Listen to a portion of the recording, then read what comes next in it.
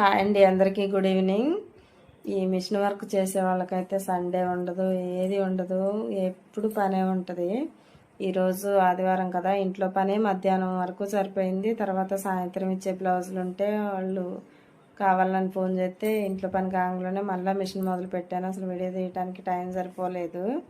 అలాగే full video పెడతా అని చెప్పాను కదా, డ్రెస్సులు పెట్టాను. ఎవరైనా చూడని వాళ్ళు ఉంటే చూసేయండి. ఈ బ్లౌజులు అయితే 6 బ్లౌజులు ఒక్కళ్ళవే, అందుకే ఒకే కటింగ్లో కట్ చేస్తున్నాను. ఒక్క కటింగ్లో కట్ చేసేటప్పుడు కరెక్ట్గా చూసుకోవాలి. మడతలు లోపలికి బయటికని ఉంటాయి, అవి ఉండకుండా కరెక్ట్గా సెట్ చేసుకొని కొలతలు పెట్టుకొని కట్ చేసుకోవాలి. ఈ బ్లౌజులు ఫంక్షన్కి వెళ్ళే వాళ్ళవి. ఈ బ్లౌజులతో పాటు ఇంకా 8 బ్లౌజులు 9 బ్లౌజులు ఉన్నాయి, అవి కూడా కుట్టియాలి. రేపు ఉదయం స్టార్ట్ చేసుకోవాలి.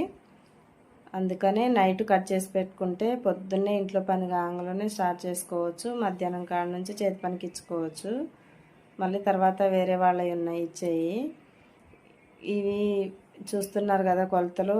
ఎక్కువగా అసలు టేపు వాడను నేను, అంతా కొలత బ్లౌజ్తోనే కట్ చేసుకుంటాను.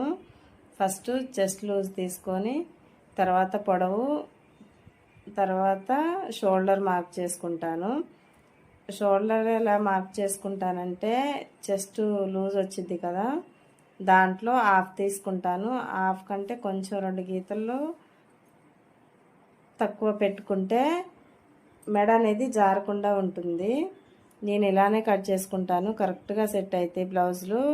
ఆది బ్లౌజ్ ఏదన్నా తేడా ఉన్నప్పుడు అప్పుడు కొలతలు మార్చుకొని కట్ చేసుకుంటాను. ఇలా కరెక్ట్గా ఆది బ్లౌజ్ తోటి కట్ చేసుకోవటం వల్ల ఆ కొలత బ్లౌజ్ ఎలా ఉందో సేమ్ మనం కుట్టేవి కూడా అలాగే ఉంటాయి.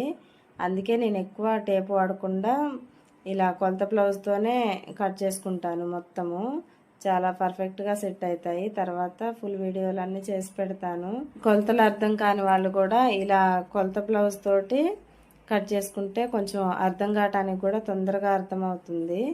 చూశారు కదా, ఈ వీడియో నచ్చితే ప్లీజ్ లైక్ అండ్ సబ్స్క్రైబ్ చేయటం మర్చిపోవద్దు.